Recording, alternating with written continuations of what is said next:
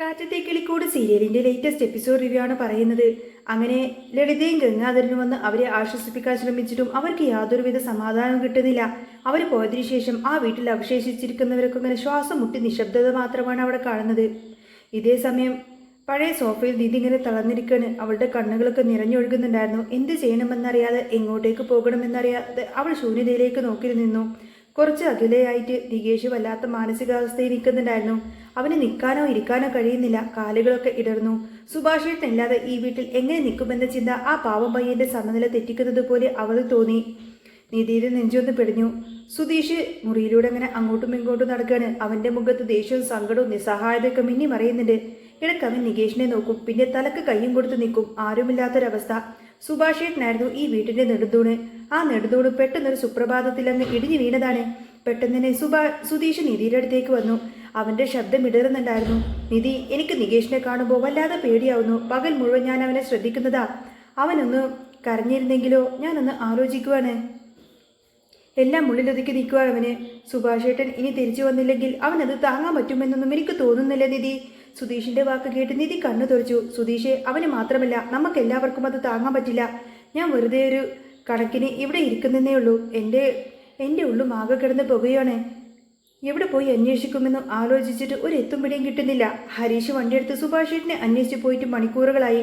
സുധീഷ് വീണ്ടും പറഞ്ഞു, ഇവിടെ നിന്നും ഇറങ്ങി ഇരിക്കാനൊന്നും വയ്യ. എവിടെയെങ്കിലും പോയി സുഭാഷേട്ടനെ അന്വേഷിക്കണമെന്നുണ്ട്. പക്ഷേ എങ്ങോട്ടേക്ക് പോവും?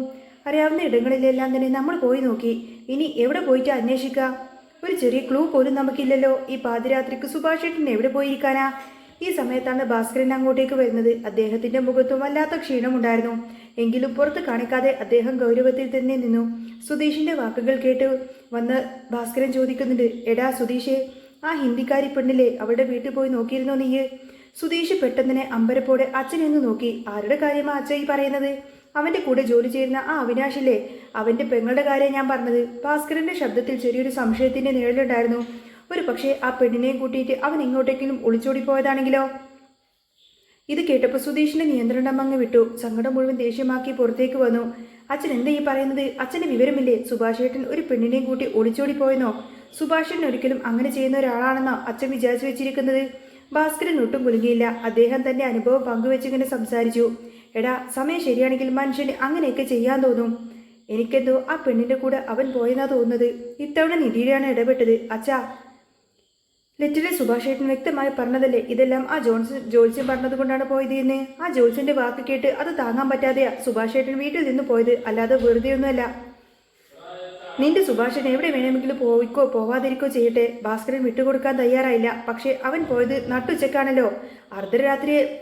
നട്ടുച്ചക്കൊന്നുമല്ലല്ലോ, അവൻ പോയത് അർദ്ധരാത്രിയല്ലേ. അപ്പോൾ അവന് താമസിക്കാൻ എവിടെയെങ്കിലും ഒരു സ്ഥലം വേണ്ടേ? അതുകൊണ്ടാണ് ഞാൻ പറയുന്നത്. ആ പെണ്ണ് ഇടയ്ക്കിടയ്ക്ക് ഇവിടെ വരാറുള്ളതല്ലേ. അവൾ ഇവനോട് മാത്രം ഇങ്ങനെ ഭയങ്കര ചിരിയും കളിയുമായി സംസാരിക്കുന്നത് ഞാൻ എത്രയോ തവണ കണ്ടിരിക്കുന്നു. ഇവനും അതുപോലെ തന്നെ ചിരിച്ച് അവളോട് സംസാരിക്കാറുണ്ടല്ലോ. അതുകൊണ്ടാ എനിക്ക് അങ്ങനെ തോന്നുന്നത്. സുധീഷിനെ അച്ഛന്റെ വാക്കുകൾ ഉൾക്കൊള്ളാൻ കഴിയില്ലായിരുന്നു. അവൻ തർപ്പിച്ചു പറഞ്ഞു, അച്ഛ, സുഭാഷേട്ടൻ ഒരിക്കലും അങ്ങനെയൊന്നും ചെയ്യുന്ന ആളല്ല. ഞങ്ങളെ ഇത്രയധികം വിഷമിപ്പിക്കുന്ന രീതിയിൽ സുഭാഷേട്ടൻ ഒരിക്കലും ഇങ്ങനെ ചെയ്യില്ല. അതെനിക്ക് ഉറപ്പാണ്. ചെയ്യില്ല എന്ന് നീ വിചാരിക്കുന്നു, പക്ഷേ ചെയ്തിട്ടുണ്ടെങ്കിലോ? ഭാസ്കരൻ വീണ്ടും ചോദിച്ചു. ഒരു കാര്യമുണ്ടാകുമ്പോൾ നമ്മൾ പല ആംഗിളിൽ നിന്ന് ചിന്തിക്കണം. അതുകൊണ്ടാണ് ഞാൻ അങ്ങനെയൊക്കെ പറയുന്നത്. എന്ത് ആംഗിളിൽ നിന്ന് ചിന്തിച്ചാലും ശരി, ഞങ്ങളെക്കുറിച്ചോ ഈ വീടിനെക്കുറിച്ചോ ആലോചിക്കാതെ ഒരു പെണ്ണിനെയും കൂട്ടി ഒളിച്ചോടി പോകാൻ മാത്രം തരം താഴ്ന്നവനൊന്നുമല്ല എൻ്റെ സുഭാഷേട്ടൻ. ആർക്ക് സംശയമുണ്ടെന്നും എനിക്കില്ല. എന്തായാലും സുധീഷ് അത് തർപ്പിച്ചു പറഞ്ഞു. കാര്യങ്ങളൊക്കെ കൈവിട്ടു പോകുമെന്ന് കണ്ടപ്പോൾ നിധി ഇടപെട്ടു. അച്ഛൻ ഇനി ഇതിനെക്കുറിച്ചിട്ടൊന്നും പറയണ്ട. ദയവ് ചെയ്ത് അച്ഛൻ എവിടെ പോയിരുന്നിട്ട് ഞങ്ങളെ എങ്ങനെയെങ്കിലും സുഭാഷേട്ടനെ കണ്ടുപിടിച്ചോളാം. അച്ഛൻ വെറുതെ ഞങ്ങളെങ്ങനെ സങ്കടത്തിലാക്കരുത്. ഭാസ്കരൻ ഒരു നിമിഷം നിധിയെ നോക്കി, പിന്നെ ശാന്തമായി പറഞ്ഞു, മോളെ, എൻ്റെ പ്രായത്തിനനുസരിച്ചും എൻ്റെ അനുഭവത്തിൻ്റെ അടിസ്ഥാനത്തിലാണ് ഞാൻ നിന്നോട് ഈ പറയുന്നത്. ഇത്രയും പറഞ്ഞ് അദ്ദേഹം അങ്ങ് തിരിഞ്ഞു നടന്നു. നിധി വേഗം തന്നെ നികേഷിൻ്റെ അടുത്തേക്ക് ചെന്നു. അവനെ ചേർത്ത് പിടിച്ചു. നികേഷെ, നീ ഇങ്ങനെ വിഷമിക്കാതെ. നമ്മുടെ സുഭാഷേട്ടൻ എവിടേക്കും പോവില്ല. എനിക്കുറപ്പാ ഏട്ടൻ തിരിച്ചു വരൂ. നീ കരയാതിരിക്ക്. അവനെ സമാധാനിപ്പിക്കാൻ ശ്രമിക്കുമ്പോഴും അവളുടെ ശബ്ദം ഇങ്ങനെ വിതുമ്പുന്നുണ്ടായിരുന്നു. പെട്ടെന്ന് തന്നെ സുധീഷിന്റെ മനസ്സിൽ ഒരു കൊള്ളിയാൽ മിന്നി. ഭാസ്കരൻ പറഞ്ഞ വാക്കുകൾ അവന്റെ തലയിലങ്ങ് കടന്നു മുഴങ്ങി. അവിനാഷിന്റെ പെങ്ങൾ. സുധീഷ് ഓർത്തു, ഇന്നലെ രാവിലെ സുഭാഷേട്ടനെ അന്വേഷിച്ചുകൊണ്ട് നടന്നതിന് വഴിയിൽ വെച്ച് അവൻ അവിനാഷിനെ കണ്ടിരുന്നു. സുഭാഷേട്ടനെ കുറിച്ച് അവനോട് ചോദിച്ചതാ. പക്ഷേ അവന്റെ അപ്പോഴത്തെ പ്രതികരണം സുധീഷ് ഒന്ന് ഓർത്തെടുത്തു. സുഭാഷ് ചേട്ടനെ കാണാനില്ലെന്ന് പറഞ്ഞിട്ടും അവിനാശിന്റെ മുഖത്ത് ഒരു ഞെട്ടലോ ടെൻഷനോ ഒന്നും ഉണ്ടായിരുന്നില്ല. അവൻ വളരെ കൂളായിട്ടാണ് സംസാരിച്ചത്. ഏറ്റവും അടുത്ത സുഹൃത്തിനെ കാണാതായിരുന്നിട്ട് പോലും ഒരാൾ എങ്ങനെ ഇത്രയും ശാന്തമായി പ്രതികരിക്കാൻ കഴിയും? അവന്റെ സംസാരത്തിൽ എന്തോ പന്തികേടുണ്ടായിരുന്നു. സംശയിക്കുന്ന രീതിയിലായിരുന്നു അവന്റെ ആ ഓരോ പെരുമാറ്റവും വാക്കുകളും. ഒരു പക്ഷേ അവിനാശിന്റെ വീട്ടിലേക്ക് തന്നെയായിരിക്കുമോ സുഭാഷേട്ടൻ പോയിരിക്കുന്നത്? സുധീഷ് മനസ്സിൽ ചോദിച്ചു. ആ ചിന്ത വന്നപ്പോൾ അവൻ പിന്നെ അവിടെ നിൽക്കാൻ കഴിഞ്ഞില്ല. നിധി, എനിക്കിനി വെറുതെ നിൽക്കാൻ പറ്റില്ല, ഞാൻ പോയി ഒന്നുകൂടി അന്വേഷിച്ചിട്ട് വരാം. ഇത്രയും പറഞ്ഞ് സുധീഷ് വേഗം തന്നെ അവിടെ നിന്ന് പുറത്തേക്ക് നടന്നു. മുറ്റത്ത് കിടക്കുന്ന ബൈക്കൊക്കെ സ്റ്റാർട്ട് ചെയ്ത് അവൻ ഇരുളിലേക്ക് പാഞ്ഞുപോയി. വരാന്തയിൽ നിന്നുകൊണ്ട് ഭാസ്കരൻ സുധീഷ് പോകുന്നത് നോക്കി നിൽക്കണേ. ആ കണ്ണുകളിലും മകനെ കുറിച്ചുള്ള ആദികൾ നിറഞ്ഞു നിൽക്കുന്നുണ്ടായിരുന്നു. അങ്ങനെ ബൈക്കിൽ പോകുമ്പോഴും സുധീഷിന്റെ മനസ്സിൽ ചില ചിന്തകളൊക്കെ ഓടി മറഞ്ഞു. അവന്റെ മുഖത്തുണ്ടായിരുന്ന ഇല്ലാത്ത ഉള്ളിലൊരു ചൂടും, അങ്ങനെ ചൂടിനൊന്നും തന്നെ ഒരു കുറവും ഉണ്ടായിരുന്നില്ല. എത്രയും വേഗം അവിനാശിന്റെ വീട്ടിലേക്ക് എത്തണം, അവിടെ സുഭാഷേട്ടൻ ഉണ്ടാവാനേ എന്നുകൊണ്ട് പ്രാർത്ഥിച്ചുകൊണ്ട് അവൻ അങ്ങനെ വണ്ടി ഓടിച്ചു. അവിനാശിന്റെ വീട്ടിൽ ബൈക്ക് നിർത്തുമ്പോൾ ചുറ്റും നല്ല നിശബ്ദതയായിരുന്നു. ഉള്ളിൽ ചെറിയൊരു വെളിച്ചം കാണാം.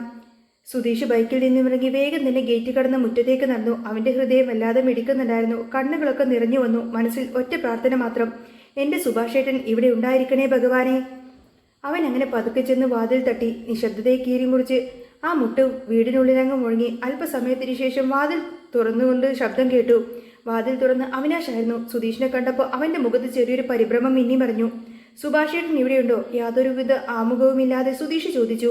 ആ ചോദ്യത്തിന് അവിനാശ് ഉത്തരം പറയുന്നതിന് മുൻപ് തന്നെ വീടിനുള്ളിൽ നിന്ന് സുഭാഷിന്റെ ശബ്ദം സുധീഷിന്റെ കാതുകളിലേക്കെത്തി. ഞാനില്ലാതെ അവരങ്ങ് ശീലമായിക്കോളും അല്ലേ ചാന്ദിനി? ആ ശബ്ദം കേട്ടതും സുധീഷിന്റെ നെഞ്ചിലൊന്ന് മിന്നലടിച്ചു. അവിനാശിനെ വകഞ്ഞു മാറ്റിക്കൊണ്ട് അവൻ ധൃതിയിലങ്ങ് അകത്തേക്ക് കയറി.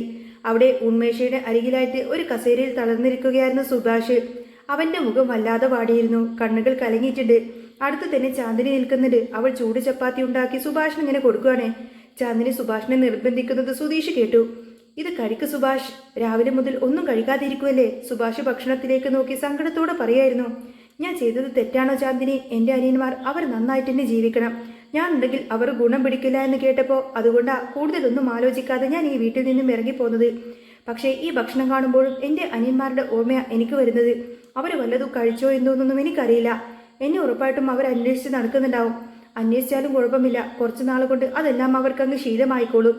അവരെല്ലാവരും കല്യാണമൊക്കെ കഴിച്ച് സന്തോഷമായി തന്നെ ജീവിക്കട്ടെ. ഇത് കേട്ട് നിന്ന് സുധീഷിന്റെ കണ്ണിൽ നിന്നു കണ്ണുനീര് ധാരധാരായി ഒഴുകാൻ തുടങ്ങി. സങ്കടപ്പെട്ടതിനെ അതിയായ ദേഷ്യമായി മാറി. അവൻ പല്ലിറുമ്പിക്കൊണ്ട് മുന്നോട്ട് നടന്നു. നന്നായിട്ടുണ്ട് സുഭാഷേട്ടാ. സുധീഷിന്റെ ശബ്ദം ആ മുറിയിലങ്ങ് മുഴങ്ങി. പെട്ടെന്ന് സുഭാഷ് തിരിഞ്ഞു നോക്കി. മുന്നിൽ കണ്ണീരൊഴിച്ച് ദേഷ്യത്തിൽ വിറച്ചു നിൽക്കുന്ന സുധീഷിനെ കണ്ടപ്പോൾ സുഭാഷ് സീറ്റിൽ നിന്നങ്ങ് ചാടി എഴുന്നേറ്റു. സുധീഷേ! സുഭാഷിന്റെ ചുണ്ടുകൾ വിറച്ചു. സുധീഷ് അരികിലേക്ക് ചെന്നു. അവന്റെ ശബ്ദം നിയന്ത്രണം വിട്ടിരുന്നു. എന്താ സുഭാഷേട്ടേ ചെയ്തത്? രാവിലെ മുതൽ ഞങ്ങൾ എവിടെയെല്ലാം അലഞ്ഞു തിരിഞ്ഞു എന്നറിയാമോ? സുഭാഷേട്ടനെ അന്വേഷിച്ച് ഭ്രാന്തി പിടിച്ചതുപോലെ നിൽക്കുമായിരുന്നു ഞങ്ങൾ. എന്നിട്ട് സുഭാഷേട്ടൻ ഇവിടെ വന്നിരിക്കുവാണോ? ഞങ്ങളെക്കുറിച്ച് നിങ്ങൾക്കൊരു വിഷമവും ഇല്ല അല്ലേ? എന്തിനാ സുഭാഷേട്ട ഇങ്ങനെയൊക്കെ ചെയ്തത്? പറ. സുഭാഷിന്റെ ഷർട്ടിനങ്ങ് കുത്തി പിടിച്ചു ചോദിച്ചു. എടാ മോനെ സുധീഷേ! സുഭാഷ് അവനെ ആശ്വസിപ്പിക്കാൻ ശ്രമിച്ചു. സുഭാഷിന്റെ കണ്ണുകളിൽ നിന്നും കണ്ണുനീര് ധാരധാരയായി ഒഴുകി. ഒന്ന് പോ സുഭാഷേട്ട അങ്ങോട്ടേക്ക്. സുധീഷ് അവന്റെ കൈകളങ്ങ് തട്ടിമാറ്റി. സുധീഷേ, നീ കരയാതിരിക്കടാ, സുഭാഷ് സങ്കടത്തോടെ പറഞ്ഞു. പിന്നെ ഞാൻ എന്ത് ചെയ്യണം? ഇവിടെയെല്ലാം ഞങ്ങൾ അന്വേഷിച്ചു എന്നറിയാമോ? എന്തിനാ സുഭാഷേട്ട ഞങ്ങളോട് ഇങ്ങനെ ഒരു ക്രൂരത ചെയ്തത്? സുധീഷ് പൊട്ടിക്കരഞ്ഞുകൊണ്ട് തന്നെ ചോദിച്ചു. എന്നിട്ട് അവൻ തിരിഞ്ഞ് അവിനാശിനെ നോക്കി. ഞാൻ നിങ്ങളോട് രാവിലെ തന്നെ ചോദിച്ചതല്ലേ അവിനാഷ്? അപ്പോൾ നിങ്ങൾക്കൊന്ന് പറഞ്ഞുകൂടായിരുന്നോ സുഭാഷേട്ടൻ എവിടെയുണ്ടെന്ന്? അവിനാഷ് കുറ്റബോധത്തോടുകൂടെ തല താഴ്ത്തി. ഭയ്യ എന്നോട് പറയാൻ പാടില്ല എന്ന് പ്രത്യേകം പറഞ്ഞിരുന്നു, അതുകൊണ്ടാ ഞാൻ.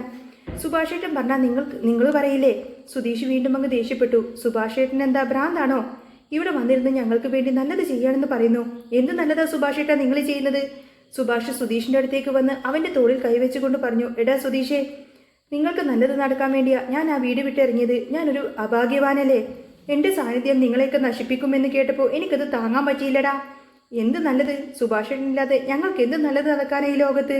അങ്ങനെ ചോദിച്ചുകൊണ്ട് സുധീഷ് സുഭാഷിനെ നെഞ്ചിലേക്ക് അങ്ങ് വീണ് പൊട്ടിക്കരഞ്ഞു. ചെറിയ കുട്ടികൾ പോലെ അവൻ അങ്ങ് ഏങ്ങലടിച്ച് കരയാണ്. അവന്റെ ആ കരച്ചിൽ കേട്ട് സുഭാഷിന്റെ നെഞ്ചിലങ്ങ് പിളർന്നതുപോലെയായി. സുഭാഷ് അവനെ ഇറുക്കി അങ്ങ് കെട്ടിപ്പിടിച്ചു. സുഭാഷു നിയന്ത്രണം വിട്ട് കരയായിരുന്നു. സുഭാഷേട്ടൻ എന്താ വിചാരിച്ചത്? സുധീഷ് കരച്ചിലിടയിൽ തന്നെ ചോദിച്ചു. സുഭാഷേട്ടൻ അങ്ങ് പോയി കഴിഞ്ഞാൽ ഞങ്ങൾ അവിടെ ഭയങ്കര സന്തോഷമായി പാട്ടുപാടി ജീവിക്കുമെന്നോ? എങ്ങനെ തോന്നി സുഭാഷേട്ടൻ ഞങ്ങൾ ഉപേക്ഷിച്ചു പോവാനേ? സുഭാഷ് സുധീഷിന്റെ മുഖം കൈകളിലങ്ങ് കോരിയെടുത്തു. ആ കവിളിൽ കണ്ണുനീര് തുളച്ചുകൊണ്ട് പറഞ്ഞു, ഇല്ലടാ, ഞാൻ ഇനി എങ്ങോട്ടേക്കും പോവില്ല. നിങ്ങളെ വിട്ട് ഞാൻ ഇനി എങ്ങോട്ടേക്കും പോകില്ലടാ. നീ കരയാതിരിക്ക്. സുഭാഷേട്ടാ, ദയവ് ചെയ്ത് ഇനി ജീവിതത്തിൽ ഇങ്ങനെയൊന്നും ചെയ്യരുതേ. സുധീഷ് കെഞ്ചുന്ന സ്വരത്തിൽ പറഞ്ഞു. ഞങ്ങൾ എന്തെങ്കിലും തെറ്റ് ചെയ്തിട്ടുണ്ടെങ്കിൽ സുഭാഷേട്ടന് ഞങ്ങൾ വഴക്ക് പറയാം, അടിക്കാം, എന്ത് വേണമെങ്കിലും ചെയ്യാം.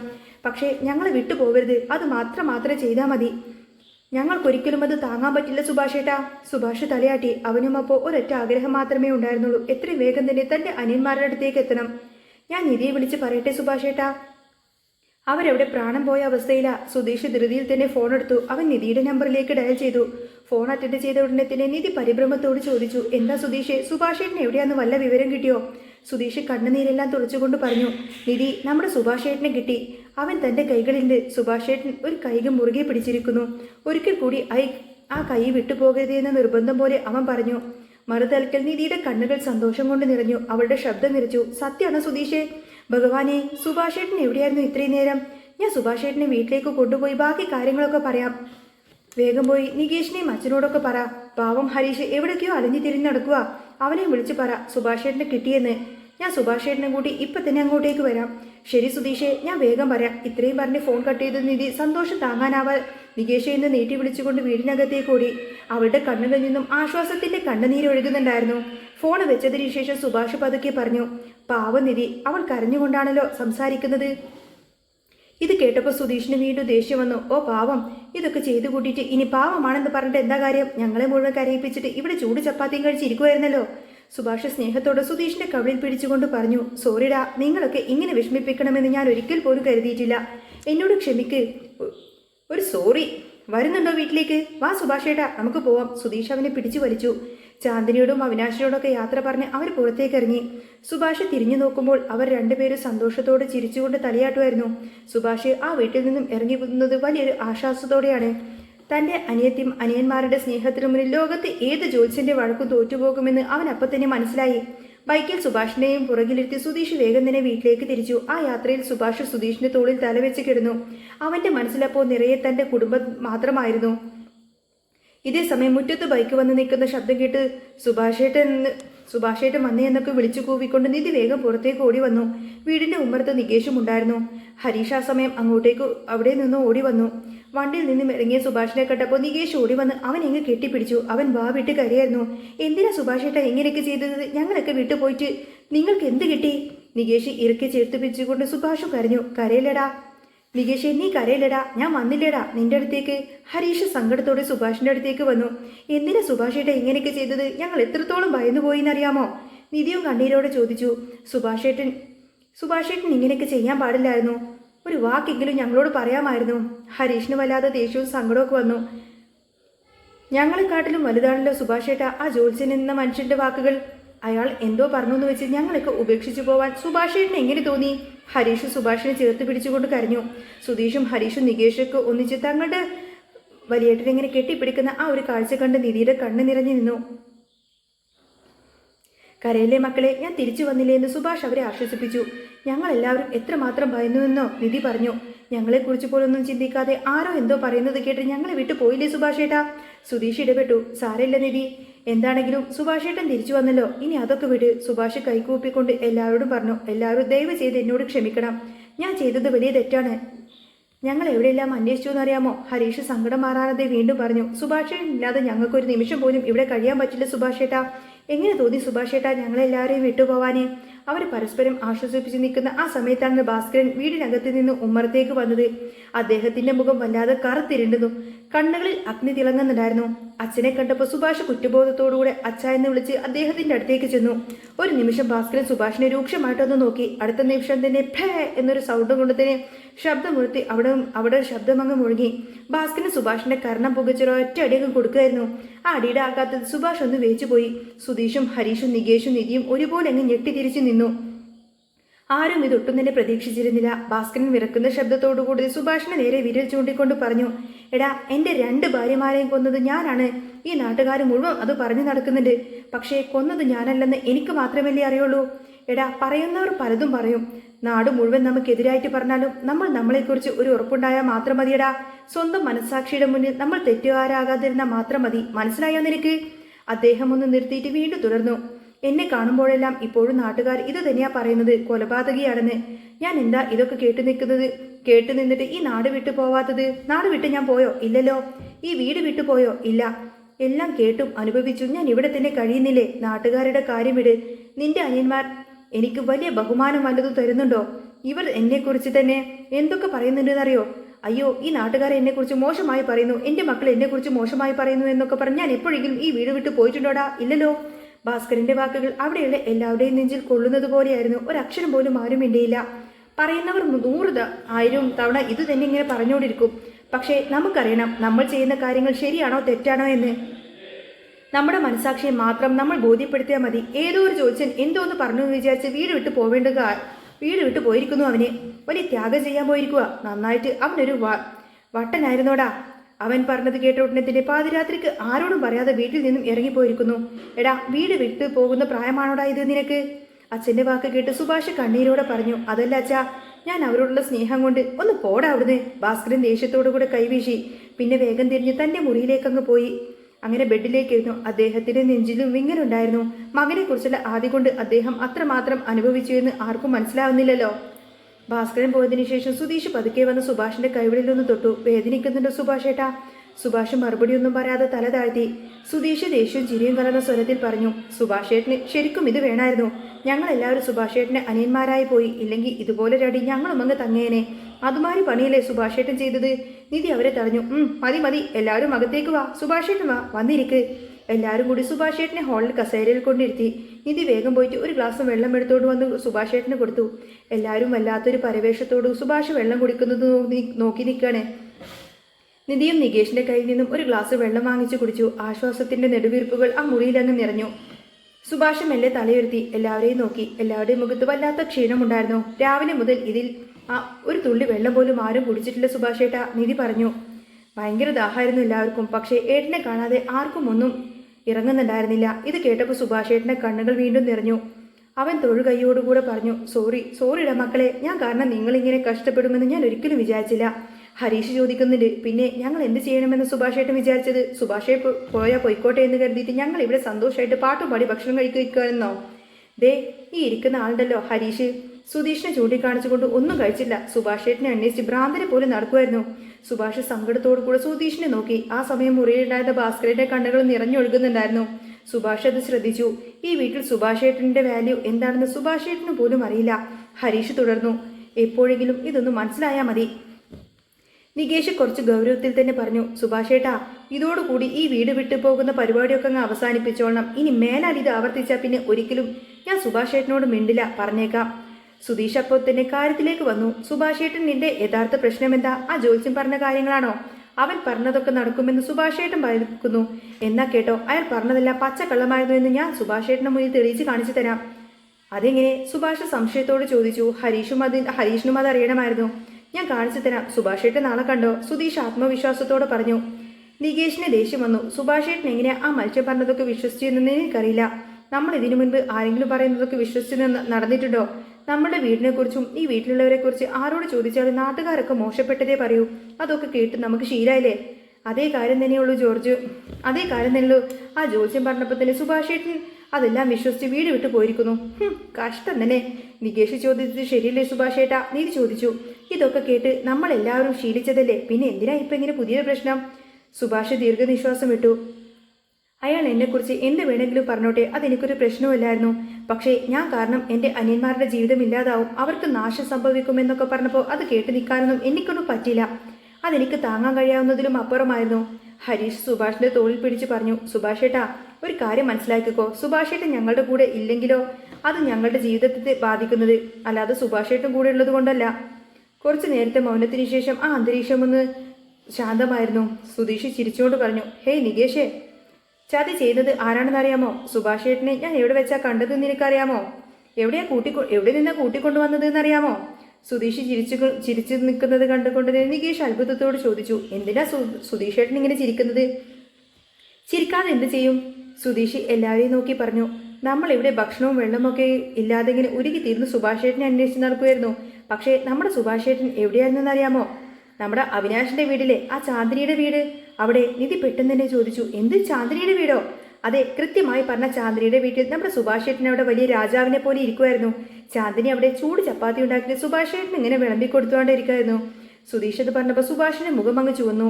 സുഭാഷ് വേഗം നിന്നെ പ്രതിരോധിക്കാൻ ശ്രമിച്ചു. എടാ, ചാന്ദിനി ചപ്പാത്തി ചൂട്ട് തന്നു എന്ന് സത്യ, പക്ഷേ അത് കണ്ടപ്പോൾ എനിക്ക് നിങ്ങളുടെ മുഖമാ ഓർമ്മ വന്നത്. ഞാനത് കഴിക്കാനൊന്നും നിന്നിട്ടില്ല, എനിക്കത് കഴിക്കാനൊന്നും തോന്നിയിട്ടില്ല.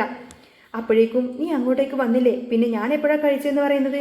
സുധീഷ് കള്ളച്ചിരിയോട് പറഞ്ഞു. ഓ, അപ്പോൾ സുഭാഷ് ചേട്ടൻ അവിടെ നിന്ന് ചപ്പാത്തി കഴിക്കാൻ സമ്മതിക്കാതെ കൂട്ടിക്കൊണ്ടുവന്നതാണല്ലേ ഞാനിപ്പോൾ ചെയ്ത ഏറ്റവും വലിയ തെറ്റ് അല്ലേ? അതാണ് സുഭാഷ് ചേട്ടൻ്റെ യഥാർത്ഥ വിഷമം. ഷേ, അങ്ങനെയല്ലടാ ദുഷ്ട. സുഭാഷ് ചിരിങ്ങനെ കടിച്ചു പിടിച്ചുകൊണ്ട് പറഞ്ഞു. ഞാൻ കുറച്ച് ലേറ്റായിട്ട് വന്നിരുന്നെങ്കിൽ സുഭാഷ് ചേട്ടൻ എന്തായാലും 4 ചപ്പാത്തിയെങ്കിലും അങ്ങ് അകത്താക്കിയേനെ. സുധീഷ് വിടുന്ന ലക്ഷണമില്ല. എടാ, ഞാൻ പറഞ്ഞില്ലേ അവൾ എനിക്ക് കഴിക്കാൻ തന്നു, പക്ഷേ എനിക്കതൊന്നും കഴിക്കാൻ പറ്റില്ല എന്ന് സുഭാഷ് നിസ്സഹായതയോടെ വിശദീകരിച്ചു. അതിനെന്തിനാ ഇങ്ങനെ വിഷമിക്കുന്നത്? ഞാൻ വേണമെങ്കിൽ സുഭാഷ് ചേട്ടനെ അവിടെ കൊണ്ടുപോയി വിടാം. നന്നായി വയറ് നിറച്ച് കഴിച്ച് രാവിലെ ഇങ്ങോട്ടേക്ക് പതുക്കെ വീട്ടിലേക്ക് വന്നാൽ മതിയല്ലോ. സുധീഷ് ചിരിച്ചുകൊണ്ട് പറഞ്ഞു. എന്താണ് നീ ഇങ്ങനെ കളിയാക്കുന്നത്?